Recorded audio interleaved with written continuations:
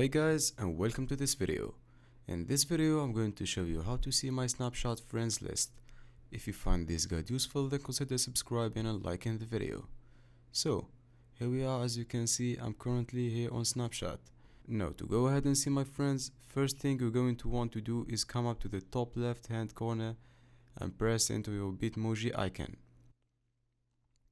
From here, what you need to do is come down to the friends section and press onto the option which says my friends. Now if you actually press on this, you can see all of your friends. You can have friends by inviting or adding them, or you can just accept them when they added you.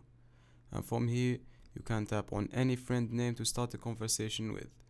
So that's it. That is how to see my Snapchat friend list. I really hope you found this video useful. If you could give us a like and subscribe, we would really appreciate it. Catch you guys in the next one.